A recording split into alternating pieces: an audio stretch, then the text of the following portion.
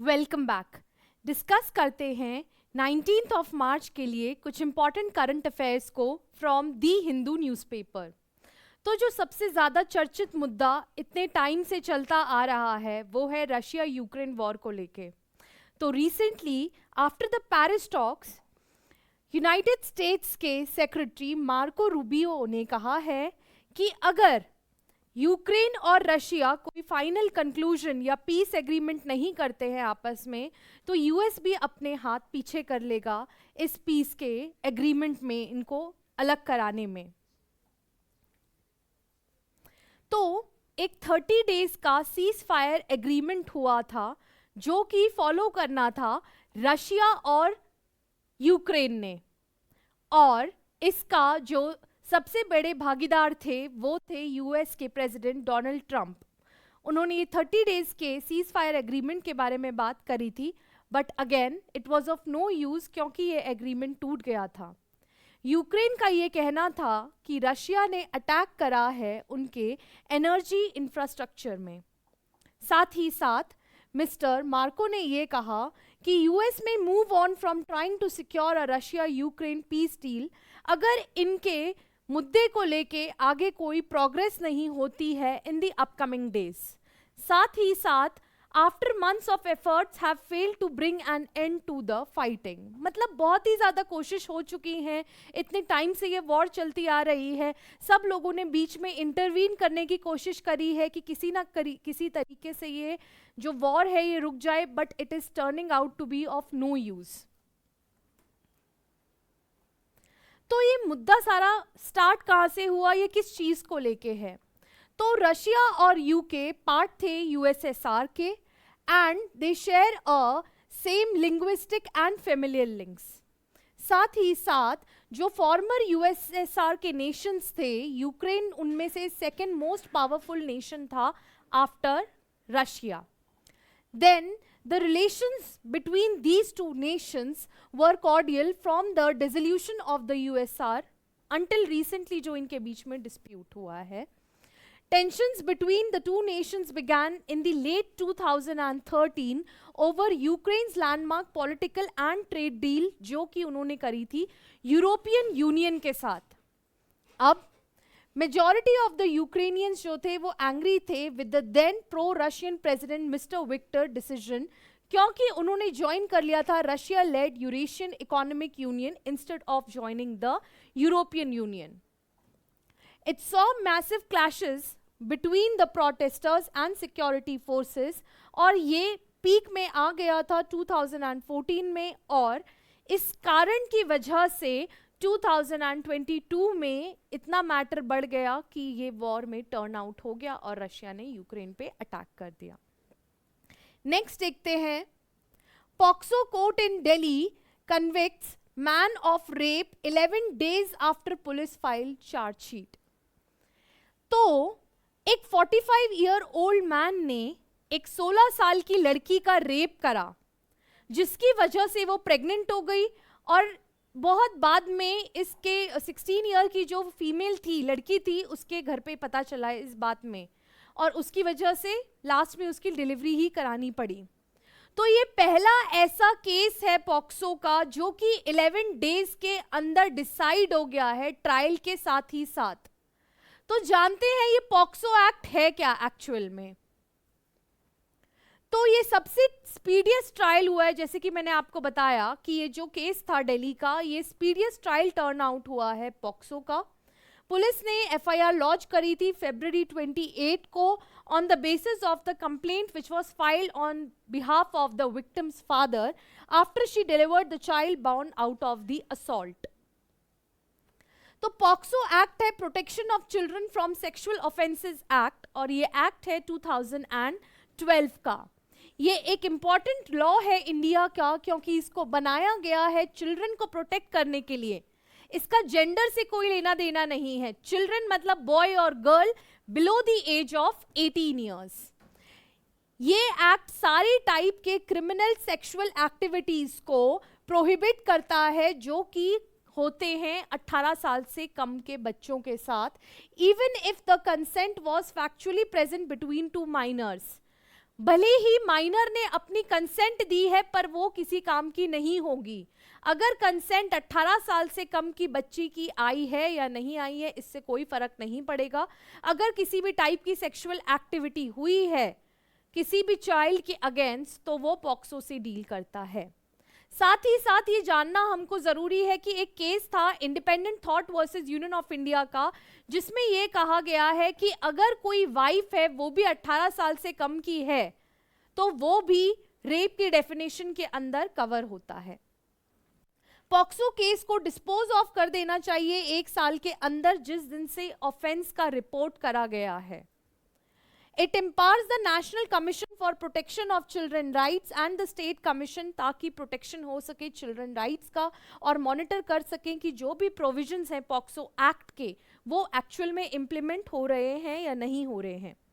अगर किसी चाइल्ड ने कोई ऑफेंस करा है पॉक्सो एक्ट के अंदर तो फिर उसका जो केस चलेगा वो चलेगा according to the juvenile justice care and protection of children act of 2015। Next, POCSO में कुछ अमेंडमेंट भी हुए हैं इन द ईयर 2019। ये अमेंडमेंट इनहांस करता है punishment for various sections of the act जो की जाते हैं डेथ पेनल्टी तक for aggravated sexual assault on children. साथ ही साथ ये डिफाइन करता है चाइल्ड पोर्नोग्राफी को and makes it as a punishable offence. और इस एक्ट में 2 और ग्राउंड्स इंक्लूड करे गए हैं for aggravated penetrative sexual assault, जो कि है assault resulting in the death of child. कोई ऐसा असॉल्ट करा है किसी चाइल्ड के ऊपर जिसकी वजह से उसकी डेथ हो गई है, या फिर assault committed during a natural calamity, तो ये दोनों की दोनों चीजें ऐड करी गई हैं इस नए अमेंडमेंट में। पॉक्सो एक्ट के अंदर consent of the child is immaterial as I have already told you. बहुत लोग इस बात को क्रिटिसाइज करते हैं कि आज की डेट में बच्चों को चाहे वो 18 साल से कम की है पर इतना एक्सपोजर है कि उन्हें किस चीज़ के लिए हाँ करनी है किस चीज़ के लिए ना करनी है या उनके एक्ट के क्या कॉन्सिक्वेंसेज होंगे पता होते हैं। बट फिलहाल हमारा लॉ यही कहता है कि अगर 18 साल से कम के बच्चे के साथ कोई भी टाइप का सेक्सुअल असॉल्ट होता है तो वो पॉक्सो के अंदर कवर होता है। Consensual sexual intercourse with or among adolescent is also treated in par with the rape. अब अगर हम बात करें इंटरनेशनल लॉ की इस बारे में तो United nation convention on the rights of children जो है ये एक इंटरनेशनल ह्यूमन राइट्स ट्रीटी है जो कि सेट आउट करता है बच्चों के civil, political, economic, social, health and cultural rights के बारे में। यूएन जनरल असेंबली ने इस ट्रीटी को अडॉप्ट करा था इन द ईयर 1989 और ये इफेक्ट में आया था इन द ईयर 1990। इंडिया ने रैटिफाई करा था इस कन्वेंशन को इन द ईयर 1992।